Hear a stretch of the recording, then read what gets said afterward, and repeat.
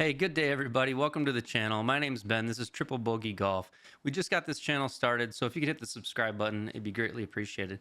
Today, we're talking MLM2 Pro, and specifically the distance that it sits from your impact area and the height that it sits in relation to your impact area. I know when I first got my unit, I struggled with misreads, no reads, and disconnections, different things. And as I've gone along, I've tried to eliminate, and I found that you oftentimes can. Couple of things when you're using it indoors and we're using it in net mode, which those of us that are using it indoors, we're using it in net mode, not range mode, that we have to consider is we don't have like a driving range outdoors, just a flat continuous area. Many of us are hitting off of a hitting mat, which may be raised by a ½ inch or quarter inch.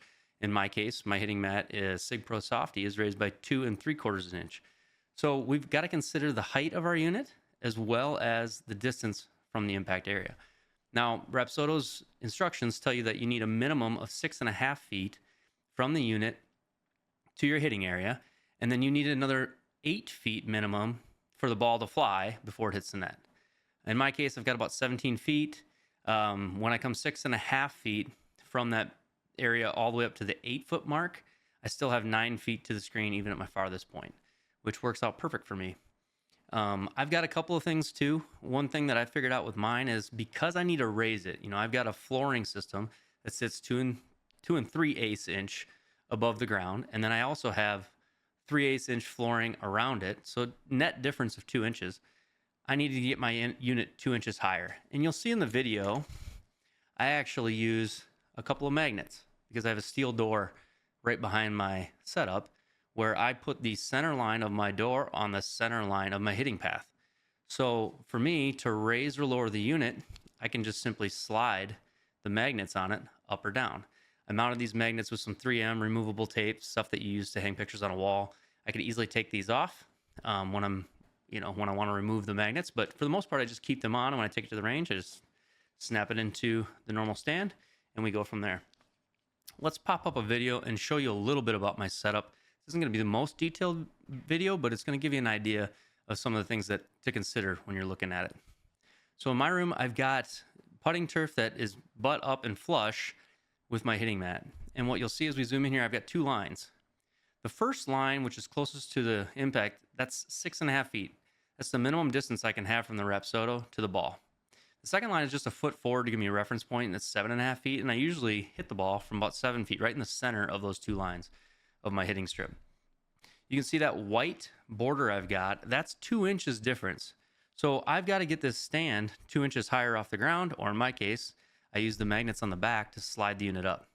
And what I did was I put a piece of black tape on my door, and that tape, the bottom of that black piece of tape, should be even with the top of my Rapsodo unit.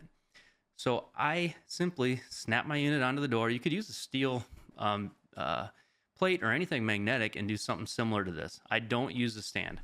The other thing I've got is I've got the tablet. This is a Samsung tablet. It's magnetic on the back because it's got magnetic charging. And it has a cord that runs all the way to this computer for my screen sharing app, to GS Pro. I keep the tablet right next to the unit there because the only wireless connection I have to deal with is direct from tablet to the MLM. And then I run the screen mirroring through the cord to the PC with no wireless. I've shown that in a couple of the videos, but not in depth. So as you'll see here, I just connect to the unit directly with no internet. I actually take the internet off of the tablet. I don't log into any home network. And later on, as shots build up to be uploaded to the cloud, I will turn and hook to my home internet and let the shots upload, and then I'll forget it again. So that way, while it's hooked to the MLM, the device doesn't just go out and try to find an internet source. It seems to have stabilized my connection. In the video here, I'm just hooking up to it to show you kind of my process. I see my impact camera. You can see the ball sitting at 7 feet. It's sort of towards the top of that circle. When I use a tee, I go all the way up to 7.5 feet, and my ball looks like it's sitting right on the top of that square for the alignment, as opposed to being inside of it. I flip this to landscape mode, and I usually do this on my computer and display it up on my projection screen. But I just wanted to show you how I get it all set up here and what it looked like for me. So again, going over the keys, I don't have an even surface from my hitting area to the unit. I've got a 2-inch difference, so I raised the unit 2 inch higher than I would if we were all on one flat surface. I also account for the drop in my flooring, which in my garage floor, I lose a 1/4 inch every 8 feet. And since the unit sits 8 feet, I'm actually going up 2 1/4 inches in total. I hope this video helped. I'm sure it'll spur some questions, and I can make some future videos to give you some more detailed content.